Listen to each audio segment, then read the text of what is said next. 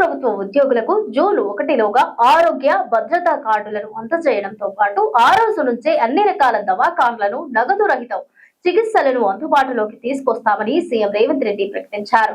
ఆయన జూబ్లీహిల్స్ లోని తన నివాసంలో డిప్యూటీ సీఎం బట్టి విక్రమార్క, ఎంపీలు వేం నరేందర్ రెడ్డి, చామల కిరణ్ కుమార్ రెడ్డి తదితరులతో కలిసి ఉద్యోగ సంఘాల జేఏసీ నేతలతో సమావేశమయ్యారు. రాష్ట్ర ప్రభుత్వ ఉద్యోగులకు జూన్ 1లోగా ఆరోగ్య భద్రత కార్డులను అందజేయడంతో పాటు ఆ రోజు నుంచే అన్ని రకాల దవాఖాన్లను నగదు రహిత చికిత్సలను అందుబాటులోకి తీసుకొస్తామని సీఎం రేవంత్ రెడ్డి ప్రకటించారు. ఆయన జూబ్లీహిల్స్ లోని తన నివాసంలో డిప్యూటీ సీఎం బట్టి విక్రమార్క, ఎంపీలు వేం నరేందర్ రెడ్డి, చామల కిరణ్ కుమార్ రెడ్డి తదితరులతో కలిసి ఉద్యోగ సంఘాల జేఏసీ నేతలతో సమావేశమయ్యారు. ఈ సందర్భంగా సీఎం మాట్లాడుతూ రిటైర్డ్ ఉద్యోగులకు చెల్లించాల్సిన 6,000 కోట్ల బకాయిలను 100 రోజుల్లోగా విడుదల చేస్తామని హామీ ఇచ్చారు. పీఆర్సీపై వెంటనే రిపోర్టు అందజేయాలి అధికారుల కమిటీని ఆదేశించామని, ఆ నివేదిక ఆధారంగా నిర్ణయం తీసుకుంటామని తెలిపారు. సీఎస్ సమక్షంలో ఈ నెల 15న జాయింట్ స్టాఫ్ కౌన్సిల్ సమావేశాన్ని నిర్వహించాలని, సీఎస్ నేతృత్వంలో ప్రతి 2 నెలలకోసారి ఈ సమావేశాన్ని నిర్వహించాలని ఆదేశించారు.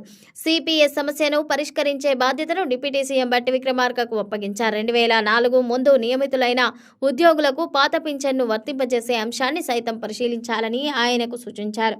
రాష్ట్రంలోని ఉద్యోగులు, ఉపాధ్యాయులు, పెన్షనర్ల సమస్యల పరిష్కారం కోసం తలపెట్టిన ఉద్యమంలో భాగంగా ఈ నెల 5న జిల్లా కలెక్టరేట్ల ముందు సామూహిక నిరాహార దీక్షలను విరమిస్తున్నట్టు జేఏసీ చైర్మన్ మారం జగదీశ్వర్, సెక్రటరీ జనరల్ ఏలూరి శ్రీనివాసరావు ప్రకటించారు. ఉద్యోగుల 4 ప్రధాన డిమాండ్లపై ప్రభుత్వం స్పష్టమైన హామీ ఇవ్వడమే ఇందుకు కారణమని తెలిపారు.